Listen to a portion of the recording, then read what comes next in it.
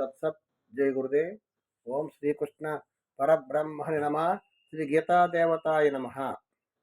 భగవద్గీత 6వ అధ్యాయం ఆత్మ సంయోగములో కొన్ని కృష్ణ పరమాత్ముడు కొన్ని నియమాలు చెప్పారు. ధ్యానం కుదరడానికి, యోగ సిద్ధి పొందడానికి, ఆధ్యాత్మిక మార్గములో ఉండడానికి కొన్ని నియమాలు పరమాత్మ తెలియజేశారు. ఆహార విహారాలు కూడా కొన్ని నియమంగా ఉండాలని చెప్తున్నారు. యుక్తాహార విహారస్య యుక్త చేష్టస్య కర్మసు యుక్త స్వప్నావబోధస్య యోగో భవతి దుఃఖః.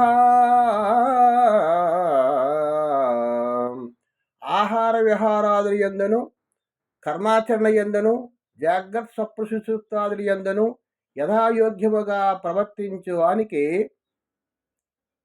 దుఃఖనాశకమగు ధ్యానయోగము సిద్ధించును. ధ్యానం చేయడం వల్ల ఏమవుతుందంటే దుఃఖము నాశనం అవుతుంది.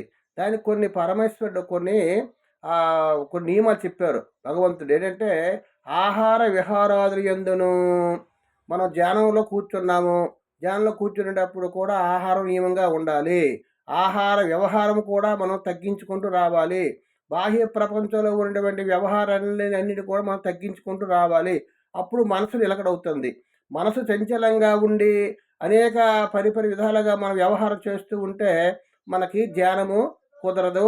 ఆ విధంగా మనకి ఆధ్యాత్మిక జ్ఞానం అనేది మనకి కుదిరిపడదు. ఆహారం కూడా ముఖ్యం.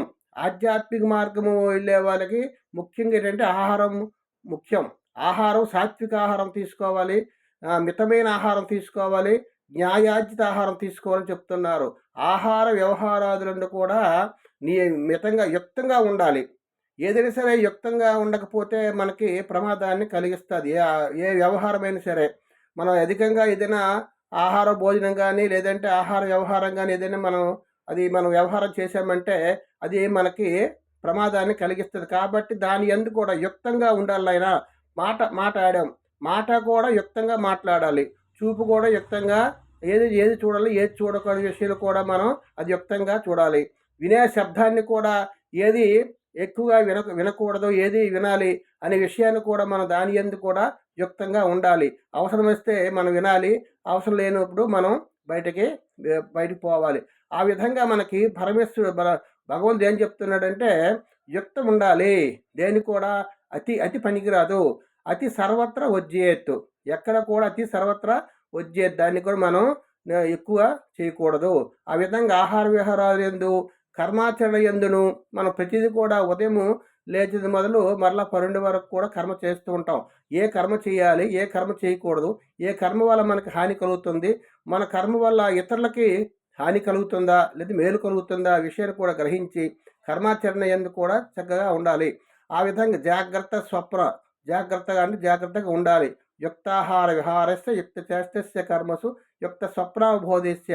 అటువంటి వాళ్ళకి నిరంతరం కూడా భగవన్నామస్మరణ చేస్తూ నిరంతరం కూడా ఎవరైతే జాగ్రత్త అవస్థలో ఉంటారో అటువంటి వారికి దుఃఖం కలుగుతుంది. కొన్ని రకాలు ఏంటంటే దుఃఖాలు మనకు ఉంటాయి.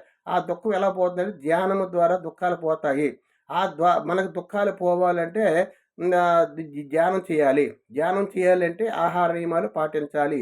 ఆహార నియమాలు పాటిస్తే మనలో ఉన్నటువంటి సర్వేంద్రియాలు కూడాను సుషుమ్నాడి ద్వారా మనకి ఆత్మశక్తి ద్వారా మనకి ప్రాణాపాన వాయువుల ద్వారా మనకి ఆ యోగశక్తి మనకి కుదిరి ఆహారానికి సంబంధం ఉంటుంది. కాబట్టి మనసుకి ఆహార సంబంధం ఉంటుంది. కాబట్టి ఆహార నియమాలు పాటిస్తూ యుక్తంగా ఉండాలని భగవంతుడు తెలియజేస్తున్నారు. ఓం తత్సత్. జై గురుదేవ్. ఓం నమో నారాయణాయ.